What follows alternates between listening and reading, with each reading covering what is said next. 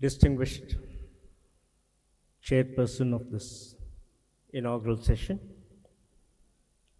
Professor Sabita Acharya,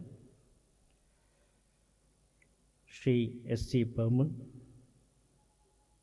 Professor Upendra Pati, and other distinguished panelists, distinguished delegates, and plenary and paper presenters for this conference. We are into the 6th National Media Conclave, and Professor Upendra has sustained us through the thick and thin of various meetings,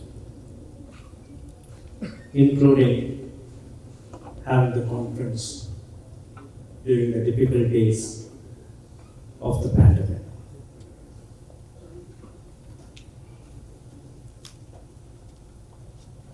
He selects a macro theme for each conclave, and this year he has chosen the theme of media and culture, in which many speakers with whom I have had formal association. The list is long. We have professors. I notice Narendra is there, Arunaram is there, Usharani is there, Biplab is there, and many other senior academicians are present here.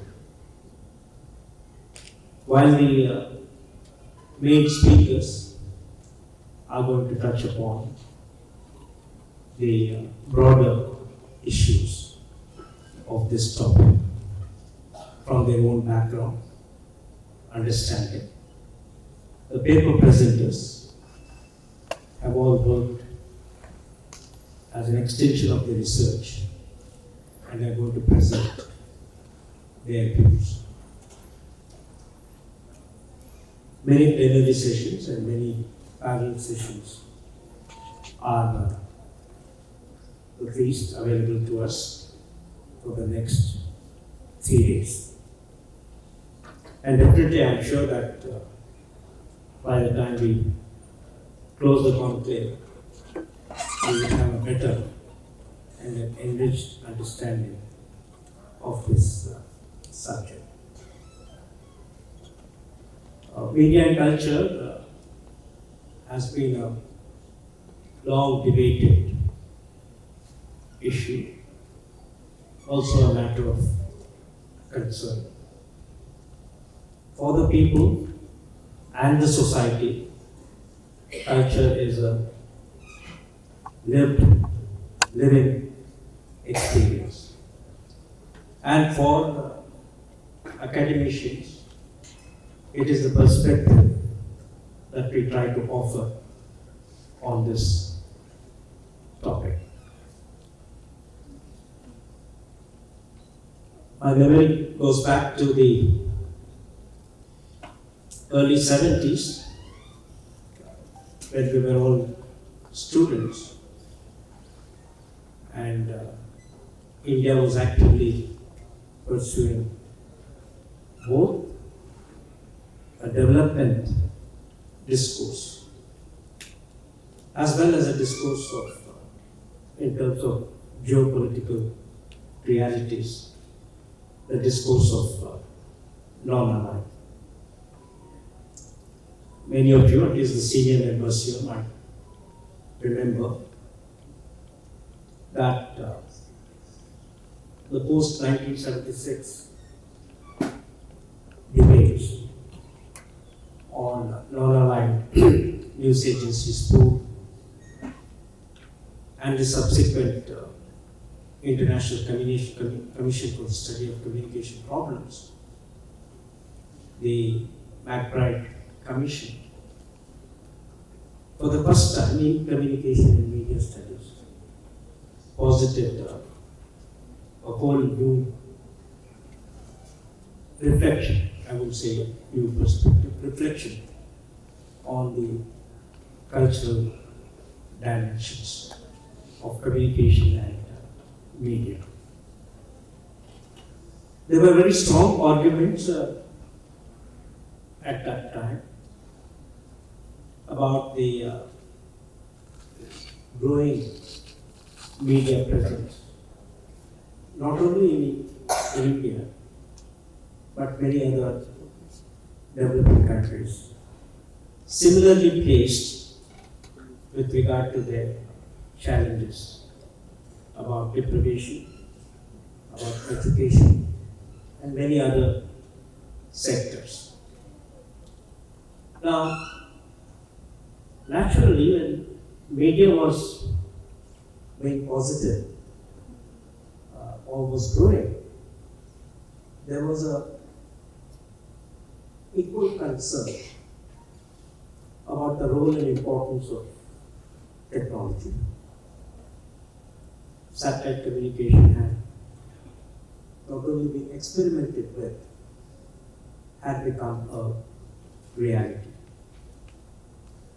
It is in that potential for transnational communication, or subsequently, as scholars would have pointed out, global communication. Naturally, the question of culture was framed. It was framed in many different perspectives. It was framed in the perspective of the familiar dynamics of imperialism. It was also framed in the perspective of the European response in terms of cultural autonomy, and also for countries like India, there was also a notion of negotiation that was flagged. We also remember the very noted academician and scholar, Prof. Joshi, who in the context of massive expansion of television had formulated a key question, a question of television for what and television for whom.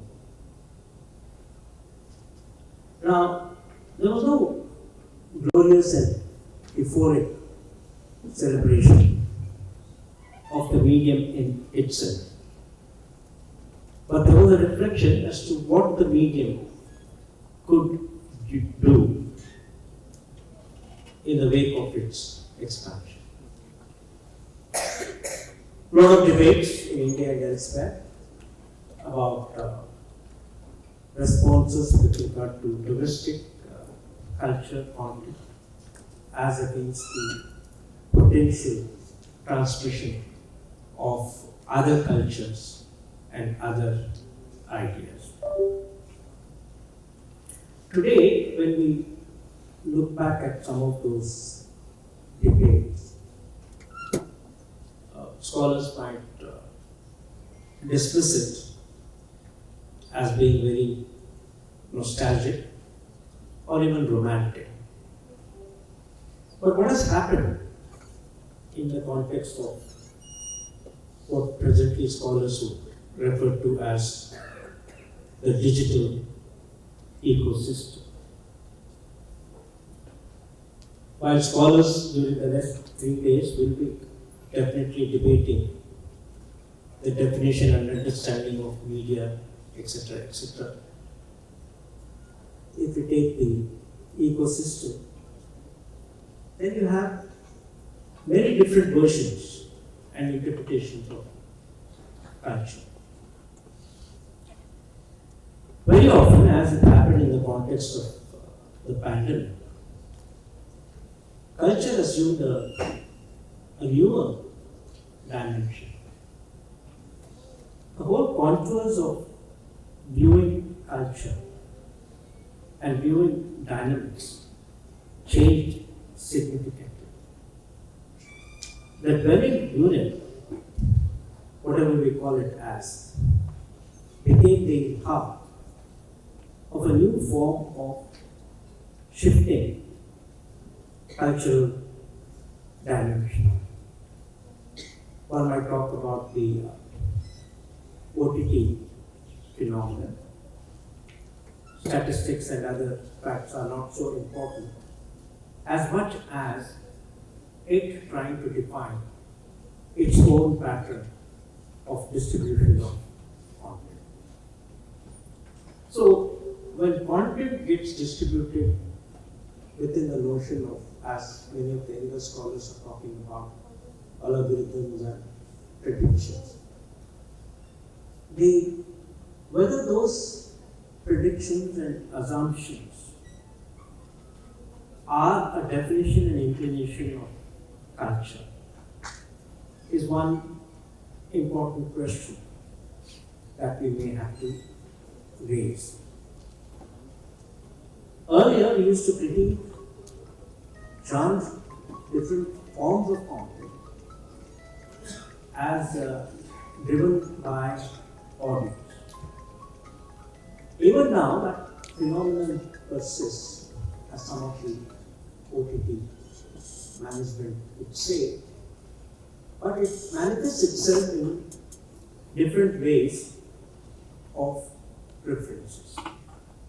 So the whole dynamics of viewing culture, shifting contours, individual viewing, niche viewing, etc., is one aspect of culture.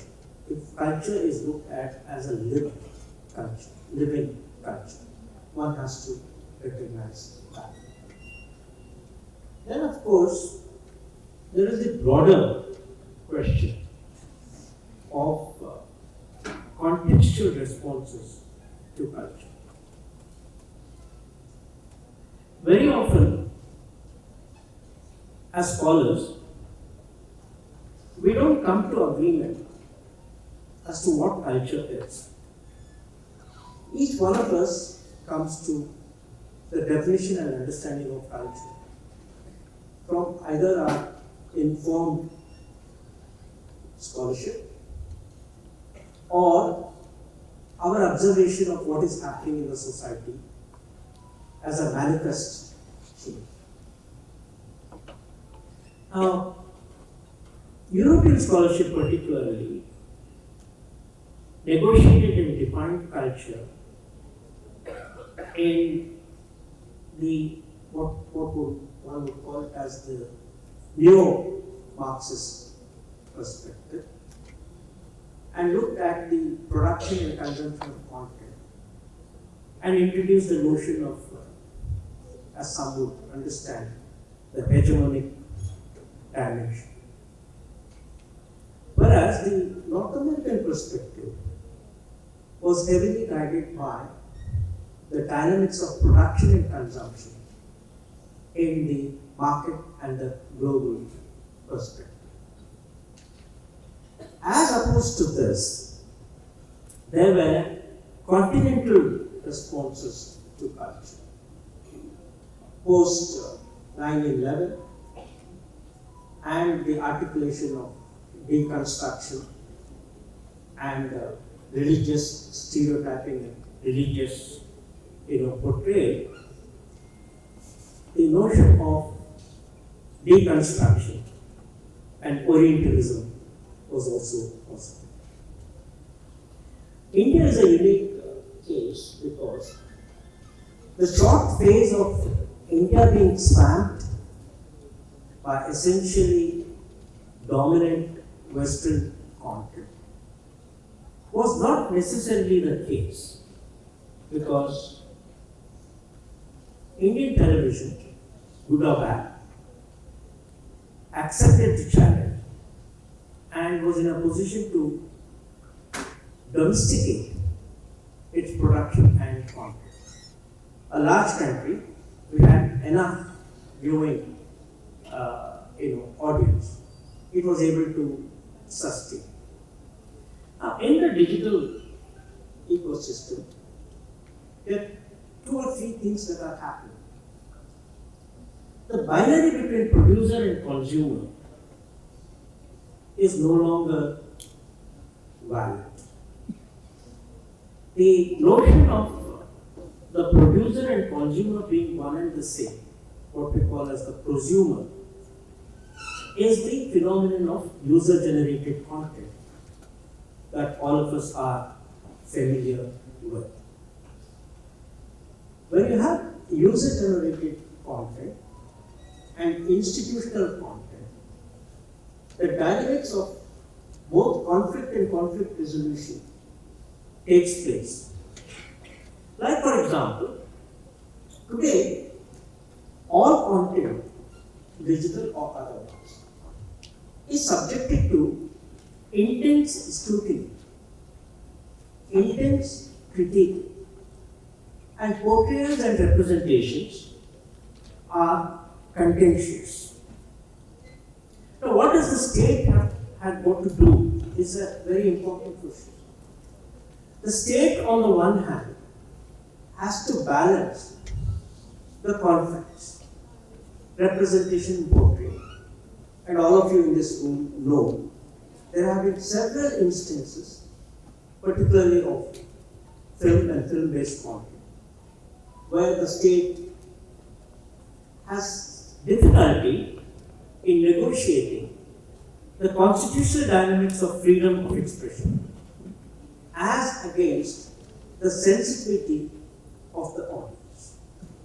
So culture therefore becomes both a domain of legislation as well as the domain of the user.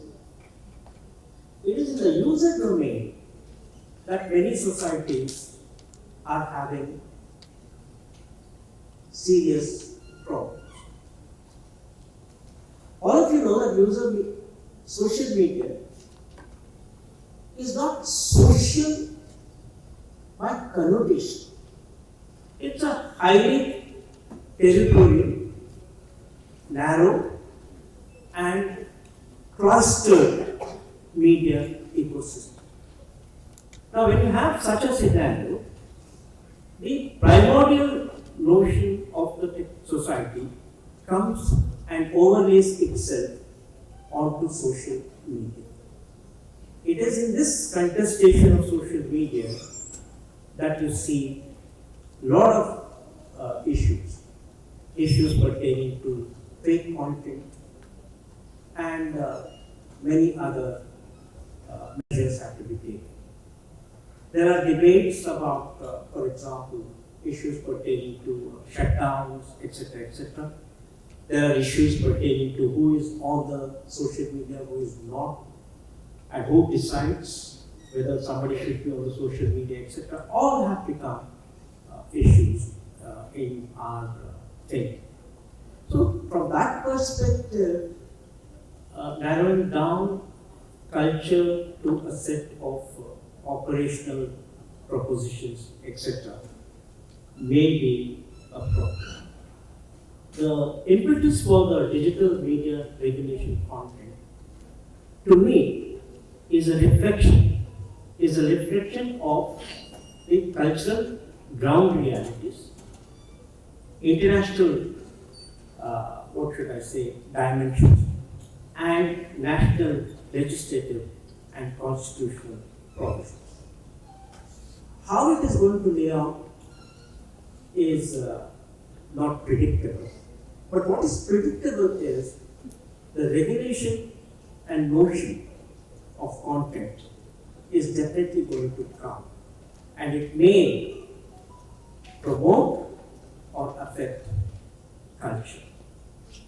These are some of my opening thoughts for this seminar. I have already sent to a detailed note on the dynamics of viewing culture, on the dynamics of state response, or the dynamics of user generated, that might become available as and when it is published.